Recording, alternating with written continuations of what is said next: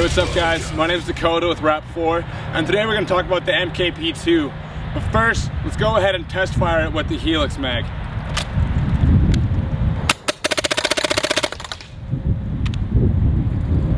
Yeah. Alright guys, so today's focus is on the MKP2 and the must-have accessories for it. If you have an MKP2, you should definitely be running at least a few of these accessories I'm about to list off. First and foremost, I want to say the SE8 stock is definitely a must-have. Reasons being is its mobility, the fact that you no longer have an awkward tank hanging off your grip right here, throwing off your center of gravity, and not allowing you to get on target just as quickly as the SE8 stock allows. Also, the realism. We got the stock just as close as we could get to your actual stock on your real firearm. And also, its practicality. The fact that you can have it as short as you want it for CQB situations, or if you're engaging in longer distances, you can just adjust it out and be able to aim down the sights a little bit better. The second must-have is the upgraded trigger.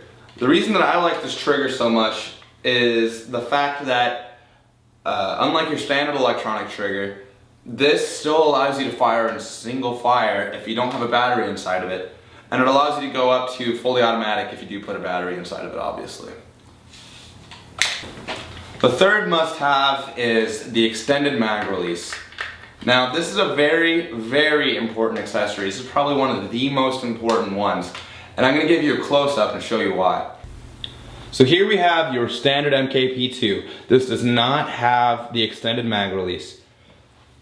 And let me show you why it's needed so much. So you see here, my finger does not reach the mag release. I have a pretty big hand, and I still have to make some awkward claw formation with my finger to get to there.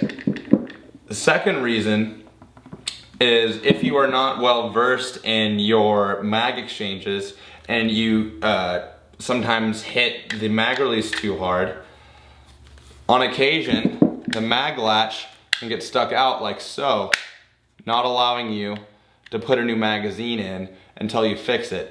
And at this point, while you're fiddling with it, you've probably already gotten a shot and you're sitting out of the game. Here we have the modified MKP2 that I test fired earlier in the video. And as you can see, we have an extended mag release. Now let me show you how much easier it is for my finger to get over it. See, it goes well over it. And I will no longer have any issues reaching it. I don't have to do that awkward claw formation or reach my left hand around to release the mag like so. And the other amazing thing about it is, since it's fully adjustable, you no longer have to worry about the mag latch getting out of place and you having to fiddle with it before you can put a new magazine in. And as you can see, I've adjusted mine to go perfectly flush with the mag latch, and I no longer have to worry about it getting out of place, and I have a perfect mag release every single time, and I've never had an issue exchanging mags. This brings us to our second most important, or equally as important, accessory for the MKP2. I'm talking about the lok-bolt. Now what the lok-bolt is, I'm sure you guys have heard of it, is it does not allow the bolt to pass through the chamber without having a paintball fully seated inside of it. Now right now, obviously, we do not have a paintball inside of it, there's no magazine. So let's hear how the lok-bolt sounds when there is no paintball inside the chamber. Now, if that were without a lok-bolt, that would have been much louder, and it would allow the bolt to go through the chamber every single time. And if we were to have a ball inside of it, it would chop it. So let's hear the difference in sound without the lok-bolt. Now, why you need the lok-bolt so bad is you will never ever get a chop, and it's perfect for somebody who has a fast trigger finger like me or fires on fully automatic a lot. Let's go ahead and see what the chamber looks like with and without the lock bolt being activated. So all you gotta do is take off the mag well like so, pulling one pin, pull the mag well off. All right, you see this white piece right here, this is the lock bolt. And when it's like this, it will not allow the bolt to pass through. However, when it's like this, how I have it right now, the bolt will pass through every time. And let's see that. Now here, now the bolt is activated.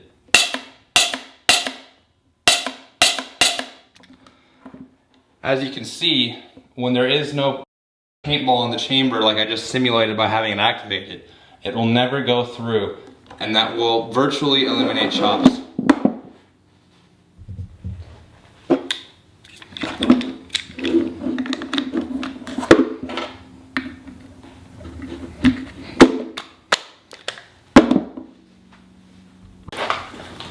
Now there is one drawback to the lock bolt, and this is for all you guys running your D-Mags currently.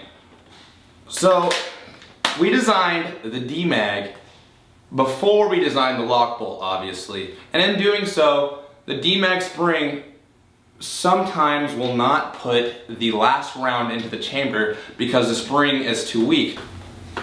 To be clear, the weakness of the D-Mag springs is not a flaw in its design. They are purposely not that strong for environment versatility. For example, on the last Oklahoma D-Day, it was extremely rainy and very humid, and everybody's paintballs were being morphed and able to bend just by your fingertips, and the D-Mag, because of the weakness of the springs, didn't break any paintballs inside of the magazine. And we also didn't have any chops inside of the chamber because of this. Now, the Heelys Mag, which is coming out soon, has a little bit stronger of springs, but it also has that same versatility where you can use them in any environment situation.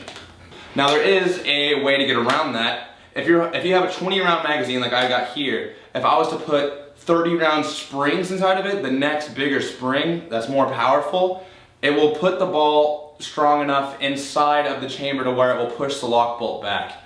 And this will allow you to fire your last round. And this brings us to the last must-have for your MKP, or any of your markers actually. Now this one's not out yet, but it is definitely a must.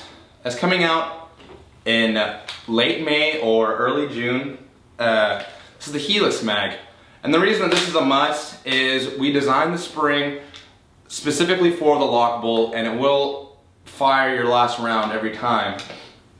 And also, unlike the D-Mags that you guys are currently running, you don't have to switch it around after every 10 rounds. And that makes it an unparalleled magazine and a must-have for your MKP or any marker. Alright guys, thanks for watching, and please be sure to like and subscribe and tune in soon when we have a new update for you. Thank you.